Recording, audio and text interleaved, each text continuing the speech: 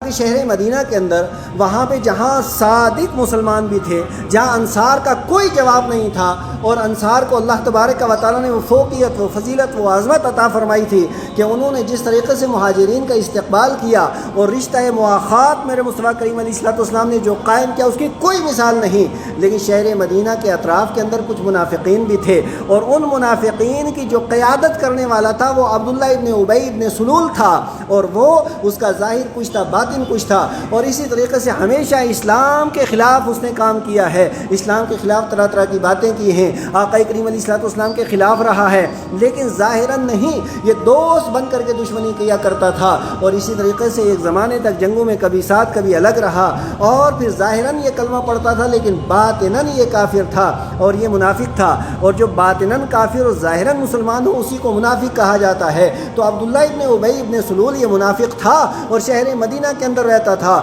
لیکن اللہ تبارک و تعالیٰ کا ایسا کرم بھی ہے، کافروں کے گھر میں پکے اور سچے مسلمان پیدا کر دیتا ہے۔ یہ بھی آپ دیکھیے، نوح علیہ الصلوۃ والسلام اللہ کے نبی ہیں، بیٹا کافر ہے، حضرت لوط علیہ السلام اللہ کے نبی ہیں، بیوی ان کی کافر ہے، اور اسی طریقے سے آپ دیکھیں گے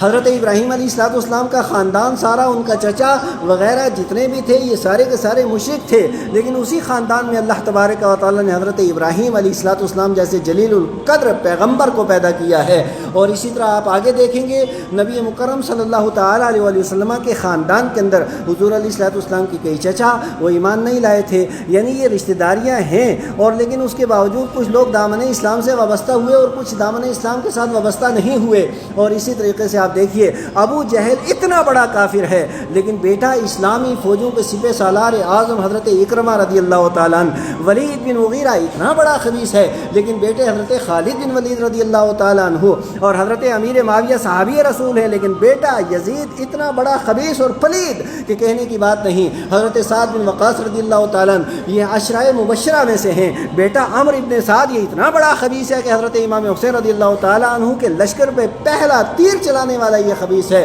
اور اسی طریقے سے آپ دیکھیں گے کہ بسا اوقات ایسا ہوتا ہے باپ نہایت کمینہ لیکن بیٹا اللہ کا ولی ہو، اور ایسا بھی ہوتا ہے کہ بیٹا باپ بہت اللہ کا ولی ہو اور بیٹا نہایت کمینہ ہو جائے۔ باپ کی بنیاد پہ بیٹے پر، بیٹے کی بنیاد پہ باپ پہ تعاون تشریح نہیں کی جا سکتی۔ قرآن یہ کہتا ہے جو کمائے گا وہی پائے گا، اس کو اس کا صلہ ملے گا۔ دوسرا اگر کوئی آدمی عمل کرتا ہے تو اس کے بارے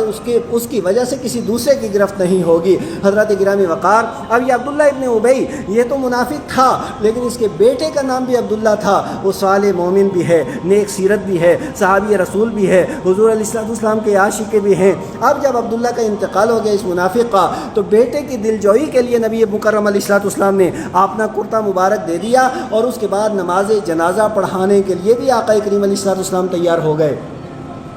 اب جب تیار ہو گئے تو حضرت عمر رضی اللہ تعالیٰ عنہ نے نبی پاک علیہ الصلوۃ والسلام کا دامن پکڑ لیا، کہا یا رسول اللہ اس کی نماز جنازہ آپ پڑھائیں گے؟ اتنا بڑا خبیث میدان بدر سے لے کر کے آج تک یہ آپ کا مخالف رہا ہے، ظاہراً اس نے آپ کی مخالفت کی ہے، باطناً اس نے آپ کی مخالفت کی ہے، قبائل کو ابھارنے کا اس نے کام کیا ہے، ہمیشہ یہ آپ کے خلاف تحریک چلاتا رہا ہے، اتنا بڑا کمینہ آج دنیا سے جا رہا ہے، آپ اس کی نماز جنازہ ہرگز نہ پڑھائیے۔ لیکن نبی پاک علیہ السلام کی شان تو یہ ہے وَمَا أَرْسَلْنَاكَ إِلَّا رَحْمَةً لِّلْعَالَمِينَ، وہ تو ساری کائنات کے لیے رحمت ہیں۔ اور اب تک منافقین کی نماز جنازہ پڑھانے کی ممانت کا حکم بھی نہیں اترا تھا، اس لیے آقا کریم علیہ السلام نے ارشاد فرمایا کہ رب قدوس نے ارشاد فرمایا کہ 70 مرتبہ بھی ان کے لیے اگر دعائے مغفرت کی جائے تو تب بھی میں ان کو نہیں بخشوں گا۔ تو آقا کریم علیہ الصلوۃ والسلام نے عریضہ پیش کیا، مالک اگر مجھے یہ معلوم ہو کہ 71 مرتبہ ان کے لیے مغفرت کی دعا کی جائے تو تو معاف فرما دے گا، تو میں 71 مرتبہ ان کے لیے مغفرت کی دعا کروں گا۔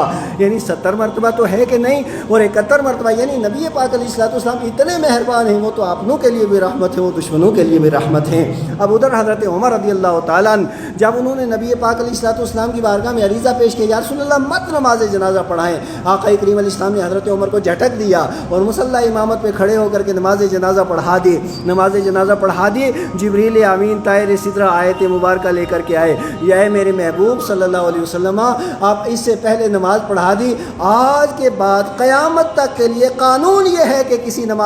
منافق کی نماز جنازہ نہیں پڑھائی جائے گی، نہ آپ کسی منافق کی نماز جنازہ پڑھانے کے لیے کھڑے ہوں گے۔ علم نور ہے،